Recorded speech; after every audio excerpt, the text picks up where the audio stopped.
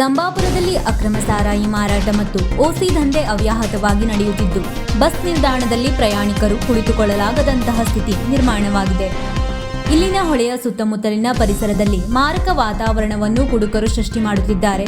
ಕೂಡಲೇ ತಾಲೂಕಾ ಆಡಳಿತ, ಅಬಕಾರಿ ಇಲಾಖೆ, ಪೊಲೀಸ್ ಇಲಾಖೆ ಸೂಕ್ತ ರೀತಿಯಲ್ಲಿ ಕ್ರಮ ಕೈಗೊಂಡು ಸಾರ್ವಜನಿಕರಿಗೆ ಉತ್ತಮ ವಾತಾವರಣ ನಿರ್ಮಿಸಿಕೊಡಬೇಕು ಎಂದು ವಾಜಗೋಡ್ ಗ್ರಾಮ ಪಂಚಾಯತ್ ಸದಸ್ಯ ಕೃಷ್ಣಮೂರ್ತಿ ನಾಯ್ಕ್ ಆಗ್ರಹಿಸಿದರು.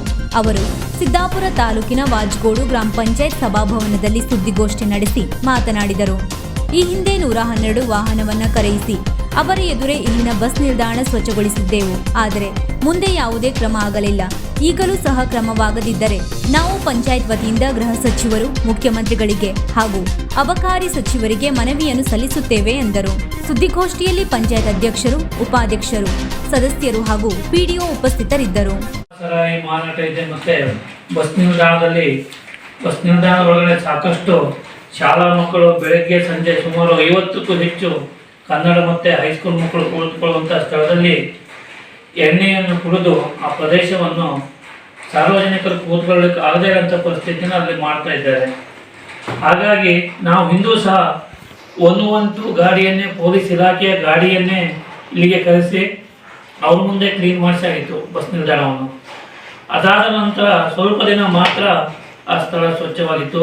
ಈಗ ಮತ್ತೆ ಅದೇ ರೀತಿ ಆ ಬಸ್ ನಿಲ್ದಾಣ ಇರ್ಬೋದು, ಅಲ್ಲೇ ಹಿಂಭಾಗ ಇರುವಂಥ ಹೊಳೆ ಇರ್ಬೋದು, ಅಲ್ಲೂ ಸಹ ನೂರಾರು ಮದ್ಯದ ಪ್ಯಾಕೆಟ್ಗಳು ದೊರೆಯುತ್ತವೆ. ಹಾಗಾಗಿ ಲಂಬಾಪುರದಲ್ಲಿ ಅಕ್ರಮ ಸರಾಯಿ ಮತ್ತು ಮಟ್ಕಾದಂಧೆ ಎರಡೂ ಅವ್ಯಾಹತವಾಗಿ ನಡೀತಾ ಇದೆ.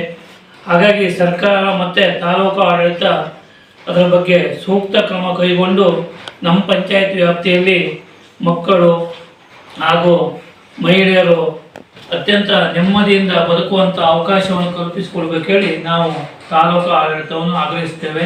ಇದಕ್ಕೆ ಅಬಕಾರಿ ಇಲಾಖೆ ಮತ್ತು ಪೊಲೀಸ್ ಇಲಾಖೆ ಎರಡೂ ಸಹ ಸೂಕ್ತ ಕ್ರಮ ಕೈಗೊಳ್ಬೇಕಂತ ಕೇಳ್ಕೊತೇನೆ. ಇಲ್ಲೇ ಪೇಟೆಯಿಂದ ಇಲ್ಲಿ ತಂದು ಇಲ್ಲಿಯ ಸ್ಥಳೀಯವಾಗಿ ಮಾರಾಟ ಮಾಡೋದ್ರಿಂದನೇ ಕುಡಿತಾರೆ. ಯಾಕೆಂದರೆ ಪೇಟೆಯಿಂದ ತಗೊಬಂದರೆ ಅವರವರ ಮನೆ ತಗೊಂಡು ಕುಡಿತಿದ್ರು. ಇಲ್ಲೇ ಬಸ್ ನಿಲ್ದಾಣ ಅಥವಾ ಬಸ್ ನಿಲ್ದಾಣದ ಹಿಂಭಾಗ ಹೊಳೆಯಲ್ಲಿ ಕುಡಿತಾರೆ. ಆದರೆ ಇಲ್ಲೇ ಸ್ಥಳೀಯ ಮಾರಾಟ ಮಾಡುವ ಕಾರಣದಿಂದಾನೇ ಅಲ್ಲಿ ಕುಡಿತಾರೆ. ಇಲ್ಲಿ ಗ್ರಾಮ ಪಂಚಾಯತದಿಂದ ನಿರ್ದೇಶನ ನೀಡಲಿಕ್ಕೆ ನಮಗೆ ಯಾವುದೇ ಆದಂಥ ಅವಕಾಶಗಳಿಲ್ಲ. ಯಾಕಂತ ಅಂದರೆ ಈಗ ಅಧಿಕೃತವಾಗಿ ಮಾರಾಟ ಮಾಡ್ತಾ ಇರುವುದು ಯಾರಿಗೂ ಗೊತ್ತಾಗೋದಿಲ್ಲ. ಬಟ್ ಆದರೆ ಇಲ್ಲಿ ನಡೆಯುತ್ತಾ ಇರುವಂಥದ್ದು ಕಣ್ಣೆದುರೇ ಕಾಣುವಂಥ ಸತ್ಯ.